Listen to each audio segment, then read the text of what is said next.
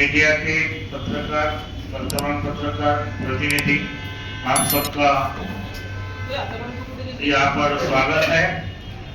आज का पत्रकार परिषद देने का इतना ही उद्देश्य है, आप सभी को मालूम है वर्तमान पत्रों में महाबोधि महाविहार मुक्ति के लिए आंदोलन किया जा रहा है।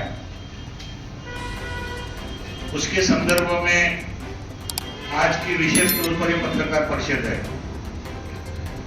मैं भदंत हर्षबोधि महास्तवी बोध गया।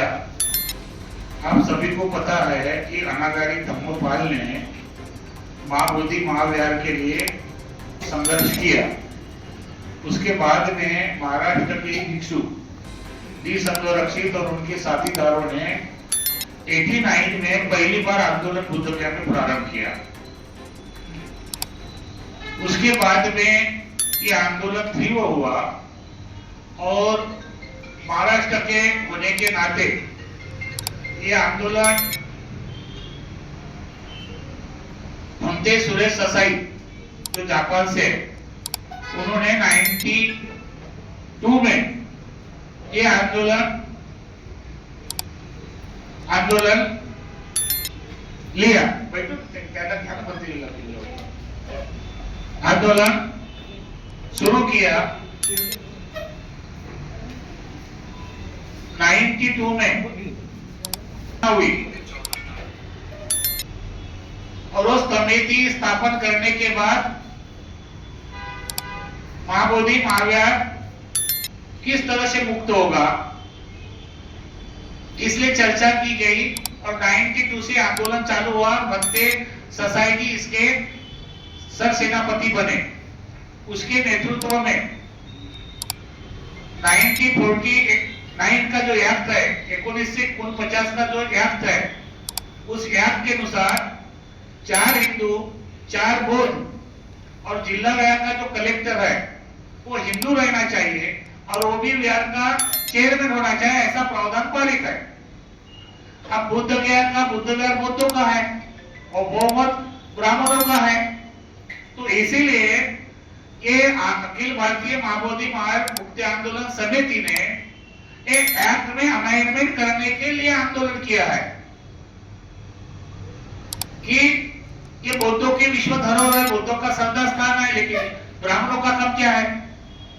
तो ये 1940 का 9 बीटीएमसी जो 1949 का जो कायदा है उसको रद्द करते बौद्धों की भागीदारी होना चाहिए, इसलिए आंदोलन चला। 30 साल तक आंदोलन चलता रहा। आंदोलन चलने का परिणाम ऐसा हुआ कि आंदोलन को तोड़ने के लिए साजिश की गई और पहली बार भंते ससाई जी को, भंते आनंद को, भंते प्रज्ञाशील को और भंते ज्ञानेश्वर जी को, ये 4 लोगों का बीटीएमसी को मेंबर बनाया गया। और मेंबर बनने के बाद इतना ही नहीं तो प्रज्ञाशील भंते जी को सचिव पद पर नियुक्त किया गया। मेरा मानना यह है, मैं भी उस आंदोलन का नेशनल चीफ सेक्रेटरी रहा हूं, तो मैंने कहा कि हम लोग तो आंदोलन इसलिए कर रहे हैं कि अमेंडमेंट होने के लिए, फिर बीटीएमसी में जाने का कोई मतलब नहीं। दूसरी बात, इतना ही नहीं तो अटल बिहारी वाजपेयी के सरकार में जब थी उस वक्त भंते ससाई जी को अल्पसंख्यक आयोग का सदस्य बना गया, जबकि आंदोलन का प्रणेता था, आंदोलन के सर्वसम्मति थे। इस वजह से आंदोलन समाप्त हुआ और आंदोलन जिस तरह से होना चाहिए उस तरह से नहीं हुआ। मैं उसका गवाह हूं। 5 लोगों से 5 लाख लोगों को देखा सरकार के विरुद्ध में, बिहार सरकार के विरुद्ध में, केंद्र सरकार के विरुद्ध में धरना प्रदर्शन हुए है, भूख हड़ताल पर बैठे, 10-10 हजार भिक्षु बैठे, लाख लोग बैठे, लेकिन केंद्र सरकार ने, बिहार सरकार ने 1949 का जो कायदा है उनमें किसी भी तरह से बदल न करते हुए पूरी तरह से ये आंदोलन को समाप्त करने का प्रयास किया। अभी वर्तमान में आपके चैनल के माध्यम से कई लोग, अभी मैं भी संविधान चौक में था, कि जो लोग धरने पर बैठे हुए हैं अभी आंदोलन को लेकर, मेरा यह मानना है कि बाबा साहब ने संविधान बनाया, हम बाबा साहब के संविधान के माध्यम से दायरे में रहकर अपने हक की बात करना चाहिए। इसलिए मैंने जो बौद्ध है, जिन लोगों को लगता है कि बौद्ध निवेदन है अपने चैनल के माध्यम, पत्रकार के माध्यम से कि उन्होंने भारत से सुप्रीम कोर्ट में याचिका दायर करना चाहिए। जितने भी सुप्रीम कोर्ट में याचिका दायर होगी, सुप्रीम कोर्ट सोचेगा कि ये मुद्दों की इतनी डिमांड है, इसके पहले एक याचिका दायर है, लेकिन वो याचिका डालने के बाद, पिटीशन डालने के बाद कोई ध्यान नहीं है। अभी भारतीय बोर्ड जो चिल्ला रहे, रास्ते पर आ रहे, आंदोलन कर रहे, अच्छी बात है, आंदोलन करना चाहिए और आंदोलन होना भी चाहिए, लेकिन बाबा साहब के संविधान के माध्यम से हमको न्यायपालिका में जाना चाहिए और जितने मुद्दों को लगता है कि माओवादी मामले मिलना चाहिए, मुझे आशा और विश्वास है पूरे भारत से जितने पिटीशन याचिका सुप्रीम कोर्ट में जाएगी तो सुप्रीम कोर्ट सोचेगा कि मुद्दों के इतने पिटीशन आ रहे हैं कि विशेष तौर पे बेंच बचाकर ये आंदोलन को या मुद्दों को सौंपने की बात करेगी। इसलिए आज की पत्रकार परिषद है। विशेष रूप से मेरा भिक्खु संघ से जो महाराष्ट्र के भिक्खु है, बौद्ध लोग है, उनसे भी अनुरोध है बहुत जल्दी 28 तारीख को लोरारे जी 28 तारीख को रवि भवन में एक व्यापक बैठक का हम लोग आयोजन कर रहे हैं। महाराष्ट्र के, नागपुर के जितने भी संगठन है, समता सैनिक दल है, भारतीय बौद्ध महासभा है, आरपीआई, जितने भी गठबंधन है, उन सब के लोगों को हम निवेदन करना चाहते हैं कि आइए, वहां पर भिक्खु संघ रहेगा और 20 विषय पर चर्चा करेंगे, आंदोलन या न्यायपालिका, इस पर चर्चा होगी। एक समिति स्थापन करेंगे और लोगों को आह्वान करेंगे कि संपूर्ण भारत से ज्यादा सुप्रीम कोर्ट में याचिका दायर करें, तब तक महाबोधि मार्ग मुद्दों को नहीं मिलेगा। आपको एक बात और स्पष्ट करना चाहता हूं, बाबा साहब आंबेडकर ने जब धर्मांतर किया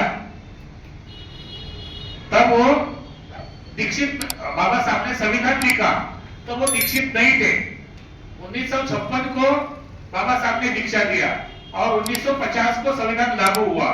संविधान के अनुसार आर्टिकल 25(2) में आज भी कितने बौद्ध है जो अपने आप को बौद्ध कह रहे हैं और महाबोधि मार्ग की बात कर रहे हैं, उनसे मेरा निवेदन है कि आर्टिकल 25(2) में आज भी हम लोग हिंदू के अंतर्गत आते हैं। पहले बात तो जो बौद्ध है, जो डॉक्टर बाबा साहब आंबेडकर ने दीक्षा भूमि पर बौद्धों को दीक्षा दी, वो वैलिड बौद्ध है, वो वैलिड बौद्धों ने आगे आना चाहिए। एक डुप्लीकेट बौद्ध जो चिल्ला रहे हैं कि बौद्धों को मार होना चाहिए, एक तरह से मुझे समझ में नहीं आ रहा, एक तरफ मार बन के जी रहे, दूसरी तरफ हम लोग फायदा लेना चाह रहे हैं, दूसरी तरफ बाबा साहब को, तो ये दुहेरी नीति से ये सब गवर्नमेंट को सब पता है। मैं चाहता हूं कि नागपुर बाबा साहब का केंद्र बिंदु है, बाबा साहब की चळवळ है, बाबा साहब ने यहाँ धम्म क्रांति की है और इस दीक्षा भूमि से ही आंदोलन की शुरुआत हुई थी। मत्ते ससाई जी हमारे अभी दीक्षा भूमि के प्रेसिडेंट है और उमर भी है। अभी ये आंदोलन बुद्ध गया में आकाश लामा जी चला रहे हैं। अभी मुझे फोन आया था बीटीएमसी से, हमारा आंदोलन गवर्नमेंट से है, वहां पर एक पुजारी है संजय मिश्रा जी करके, वो गवर्नमेंट ने नियुक्त किया, वो ब्राह्मण है। अब उसको जाके आप तकलीफ देंगे, उसको आप गाली देंगे, उसको आप धमकी देंगे, तो ये आंदोलन भटक जाएगा। हमको केंद्र सरकार को, बिहार सरकार को लिखना पड़ेगा कि भाई ये जो पंडित आपने रखा है इसको निकालो, और वो आदेश करते तब उसको जाके बोलो कि भाई आपने गवर्नमेंट ने निकाला है, आके असेंट चाहिए। इस तरह से हमारी सोच है। मैं सभी पत्रकार बंधुओं से निवेदन करता हूँ कि बुद्ध गया महाबोधि मार्ग मुक्ति के लिए भारत के विभिन्न राज्यों से और विशेष तौर से नागपुर से ज्यादा सुप्रीम कोर्ट में जब तक याचिका दायर नहीं करेंगे तब तक तुम्हारी बात महाबोधि के लिए कोई भी सुनेगा नहीं, ऐसा मेरा विश्वास है।